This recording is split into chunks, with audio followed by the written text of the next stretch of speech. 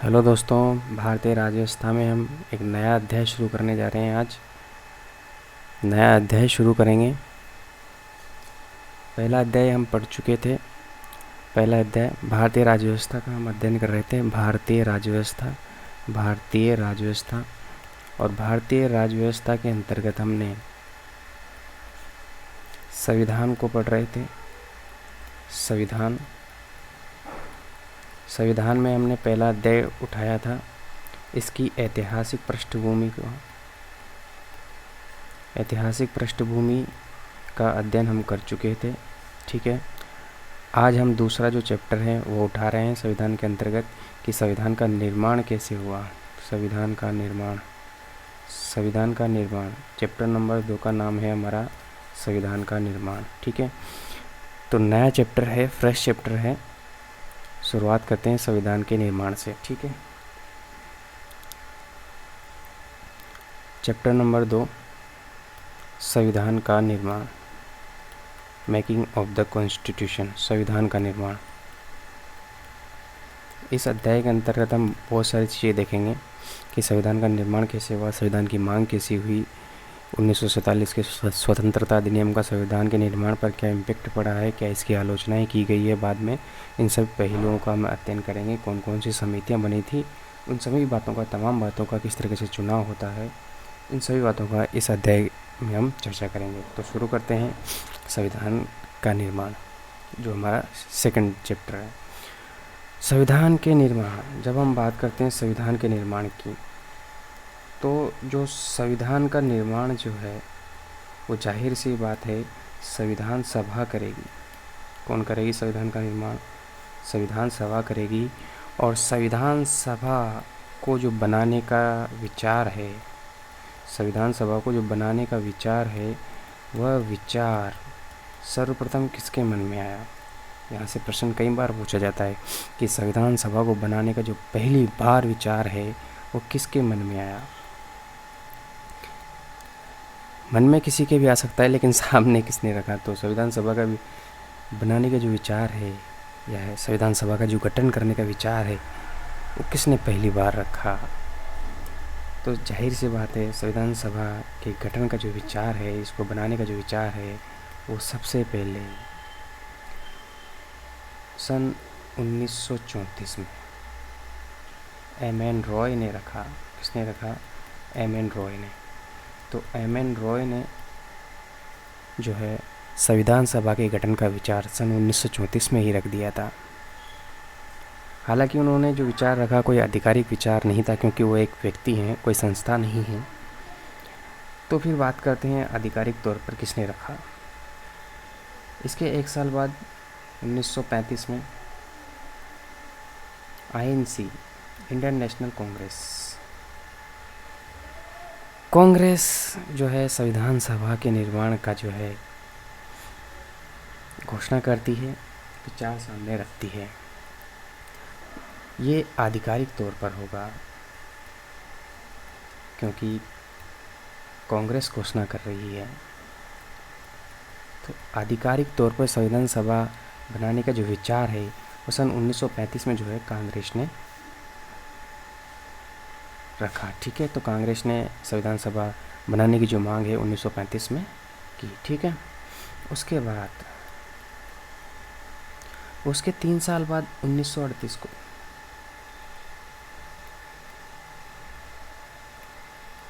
इसी कांग्रेस की तरफ से नेहरू जी घोषणा करते हैं। नेहरू क्या घोषणा करते हैं? नेहरू घोषणा करते हैं, एक सेकंड,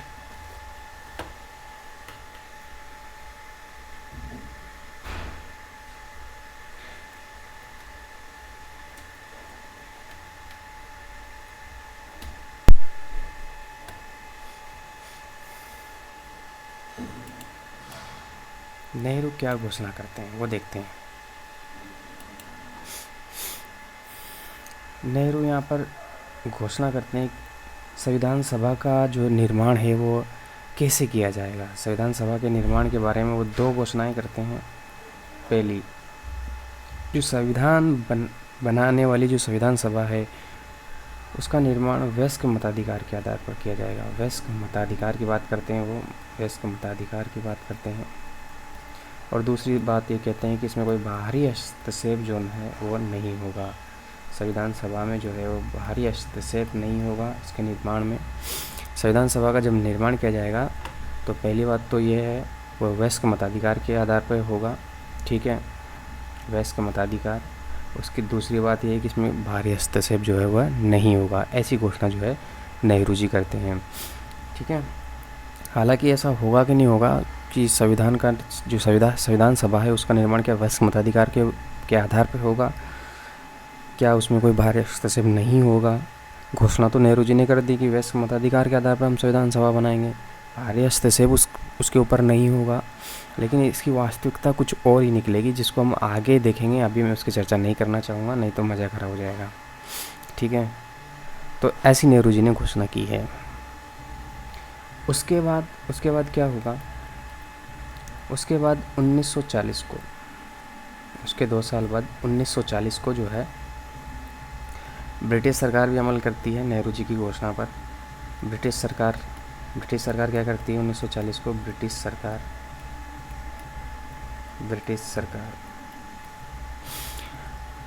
सरकार जो है 1940 को नेहरू की जो घोषणा है, ये वाली घोषणा, इस घोषणा को जो है ब्रिटिश सरकार सैद्धांतिक तौर पर स्वीकार कर लेती है, सैद्धांतिक तौर पर स्वीकार कर लेती है।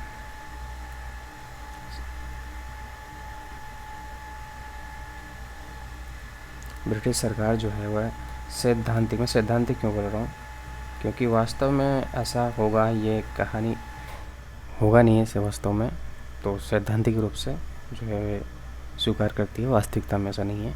सैद्धांतिक तौर पर जो है वह ब्रिटिश सरकार जो है वह नेहरू घोषणा को स्वीकार कर लेती है। सैद्धांतिक तौर पर स्वीकार। नेहरू की घोषणा को सैद्धांतिक तौर पर ब्रिटिश सरकार द्वारा जो है वो स्वीकार कर लिया जाता है, और इसे ही अगस्त प्रस्ताव के नाम से जाना जाता है। अगस्त प्रस्ताव के नाम से इसे जाना जाता है। तो अगस्त प्रस्ताव जो है क्या है, और नेहरू की घोषणा को सैद्धांतिक तौर पर ब्रिटिश सरकार द्वारा स्वीकृत कर दिया जाता है, उसे अगस्त प्रस्ताव के नाम से जाना जाता है, ठीक है। अगस्त प्रस्ताव के बाद आगे बढ़ते हैं, पहुंचते हैं 1942 में। 1942 में क्या हुआ, 1942 में स्टैफोर्ड क्रिप्स आते हैं। स्टैफोर्ड क्रिप्स जो कि ब्रिटिश मंत्रिमंडल के एक सदस्य हैं, स्टैफोर्ड क्रिप्स भारत आते हैं। अपने साथ में एक और मंत्रिमंडल के सदस्य को भी लाते हैं। ये क्या लेने आए भारत, तो ये बंदा आता है 2 उद्देश्यों के साथ। क्या क्या उद्देश्य हैं उसके, उनकी मैं बात करता हूँ आपसे। ये बोलते हैं कि भारत में जो संविधान का निर्माण है, संविधान का निर्माण जो है वो स्वतंत्र रूप से होगा। एक स्वतंत्र संविधान निर्माण की बात करते हैं। भारत का निर्माण जो है स्वतंत्र रूप से होगा, स्वतंत्र संविधान की बात करते हैं ये क्रिप्स। दूसरी बात ये क्या करते हैं, ब्रिटिश सरकार का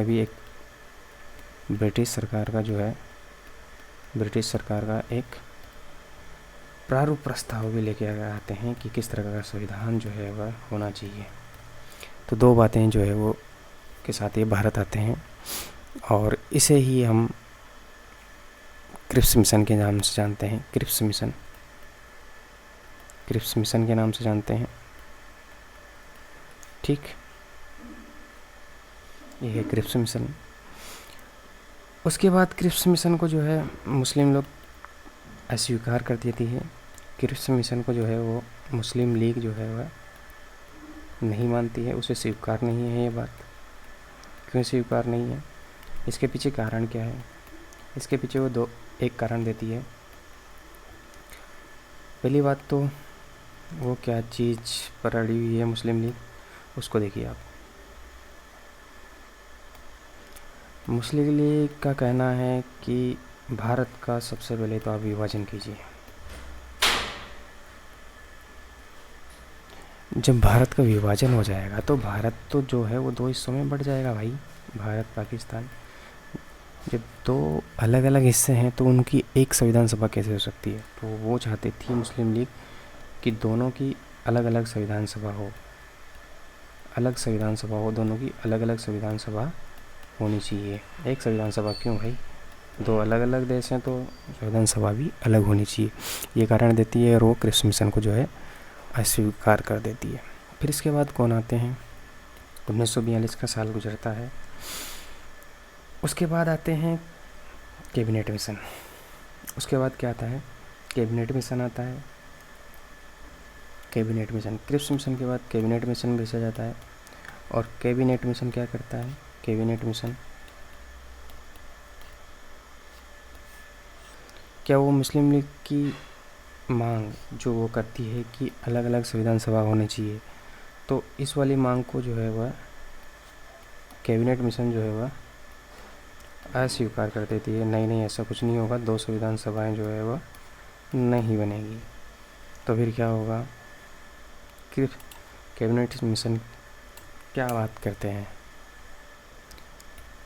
कैबिनेट मिशन में कुछ इस तरह का जो है व्यवस्था की गई। उसने इस तरीके की जो है योजना सामने रखी मुस्लिम लीग के सामने। कैबिनेट मिशन ने एक ऐसी योजना सामने रखी जिससे मुस्लिम लीग काफ़ी हद तक संतुष्ट हो गई। ठीक है, ऐसे संविधान का निर्माण की उसने योजना रखी जिससे मुस्लिम लीग जो है वह संतुष्ट हो चुकी है। मुस्लिम लीग को उसने कैबिनेट मिशन ने संतुष्ट कर दिया और उसकी बात भी नहीं मानी और उसे संतुष्ट भी कर दिया। तो जाहिर सी बात है, टांग मुस्लिम लीग अड़ा रही थी संविधान सभा बनाने के लिए। मुस्लिम लीग जो है वो संतुष्ट हो चुकी है, तो जाहिर सी बात है अब कैबिनेट मिशन के बाद संविधान सभा का निर्माण का जो रास्ता है वो साफ हो चुका है। संविधान सभा के निर्माण का रास्ता साफ हो चुका है। अब संविधान सभा का जो है वो निर्माण किया जाएगा। ठीक है, तो ये थी उसकी पृष्ठभूमि कि उसकी मांग को लेकर के कहाँ से एक क्रम हमने देखा कि किस तरीके से संविधान सभा के मांग से शुरू होकर के संविधान सभा किस तरीके से अस्तित्व में आती है, क्या क्या उसमें रोड़े अड़ते हैं, किस तरीके से मुस्लिम लीग संतुष्ट होती है और इसके बाद जो है वो संविधान सभा का गठन शुरू हो जाता है। तो किस तरीके से संविधान सभा का गठन होगा उसको हम आगे देखेंगे। पहले एक बार मैं फिर से बता देता हूँ कि हमने क्या क्या चर्चा की। तो संविधान सभा का निर्माण हमारा दूसरा अध्याय था और इस अध्याय के अंतर्गत हमने देखा कि किस तरीके से जो है संविधान सभा बनाने का जो विचार है वो सबसे पहले एम रॉय के दिमाग में आता है। 1934 का उस वर्ष होता है। 1935 को कांग्रेस भी को अच्छा लगता है संविधान सभा को वास्तव में बननी चाहिए, संविधान बनना चाहिए हमारा भी। तो आधिकारिक तौर पर कांग्रेस 1935 में उसके अगले वर्ष ही जो है वो घोषणा कर देती है। ठीक है, उसके बाद 1938 को जो है नेहरू कांग्रेस की ओर से घोषणा करते हैं कि जो संविधान सभा की हमने घोषणा करी थी 1935 में, उस संविधान सभा का निर्माण जो है वयस्क मताधिकार के आधार पर होगा, उसमें कोई बाहरी हस्तक्षेप जो है वह नहीं होगा। ऐसी घोषणा नेहरू करते हैं। फिर 1940 में जब हम देखते हैं 1940 में क्या हुआ, 1938 के बाद जो है 1940 में ब्रिटिश सरकार जो है वह सैद्धांतिक तौर पर जो नेहरू ने ये घोषणा करी थी उसको स्वीकार कर लेती है। ठीक है, जैसे भाई स्वीकार हो गया ब्रिटिश सरकार को भी, जाहिर सी बात है इसको अगस्त प्रस्ताव के नाम से जाना जाता है। और जैसे ही सैद्धांतिक तौर पर ब्रिटिश सरकार ने स्वीकार कर लिया कि संविधान सभा का निर्माण होना चाहिए, तो जाहिर सी बात है संविधान सभा के निर्माण के लिए वो आएंगे। अब तो जैसे ही उन्होंने स्वीकार किया कि ना, हाँ बिल्कुल बनाना चाहिए संविधान सभा, आप लोगों को भी संविधान सभा का निर्माण क्यों कर रहे हैं, संविधान बनाने के लिए, तो वो आते हैं 1942 में क्रिप्स मिशन लेकर के, जिसमें बोलते हैं कि संविधान का निर्माण आप स्वतंत्र रूप से बनाइए, एक स्वतंत्र संविधान बनाइए और देख लीजिए ब्रिटिश सरकार के संविधान का प्रारूप भी, तो वो एक प्रारूप प्रस्ताव भी अपने साथ लेके आते हैं। इसे क्रिप्स मिशन कहा जाता है। क्रिप्स मिशन मुस्लिमों को पसंद नहीं आता है, कारण देती है कि भारत का पहले तो विभाजन करो, दो भागों में तोड़ो, दो भागों में तोड़ोगे तो दोनों का अलग अलग संविधान सभा बनेगी ना, एक का क्या करेंगे, अलग देश हैं तो दोनों की अलग संविधान सभा, ऐसा जो है वो कारण बताते हैं। तो फिर इस वजह से क्रिप्स मिशन तो फेल हो जाता है, क्योंकि मुस्लिम लीग ने मना कर दिया, ये स्वीकार नहीं करती है। ठीक है, उसके बाद कैबिनेट मिशन आता है। कैबिनेट मिशन सीधी बात बोलता है कि नहीं नहीं, 200 विधानसभा तो बिल्कुल हरगिज़ नहीं बनेगी, और कुछ ऐसी व्यवस्था जो है संविधान बनाने की, सभा बनाने की वह मुस्लिम लीग के सामने रखती है, जिससे मुस्लिम लीग जो है वह सेटिस्फाई हो जाती है, संतुष्ट हो जाती है। ठीक है, मुस्लिम लीग मान चुकी है, तो जाहिर सी बात है अब संविधान सभा का जो है वो निर्माण होगा। तो संविधान सभा का निर्माण कैबिनेट मिशन के द्वारा किया जाएगा, क्योंकि कैबिनेट मिशन जो है मुस्लिम लीग को समझाने में सफल हो चुका है। क्रिप्स मिशन नहीं हुआ था, कैबिनेट मिशन हो चुका है। तो संविधान सभा का गठन हम देखेंगे अगले अध्याय के अंतर्गत, अगले वीडियो के अंतर्गत। अध्याय तो हमारा दूसरा चल ही रहा है, मेकिंग ऑफ कॉन्स्टिट्यूशन, संविधान का निर्माण। ठीक है, तो दूसरा जो है वीडियो में हम देखेंगे किस तरीके से संविधान सभा का चुनाव होता है, उसमें कितने सदस्य होते हैं, कितनी सीट होती है, कौन कौन उसमें शामिल होगा, क्या वास्तव में नेहरू की घोषणा के अनुसार संविधान सभा का गठन होगा, ये बात देखने की होगी। ठीक है, तो अगले वीडियो में उस चीज़ की चर्चा करेंगे। तब तक के लिए धन्यवाद।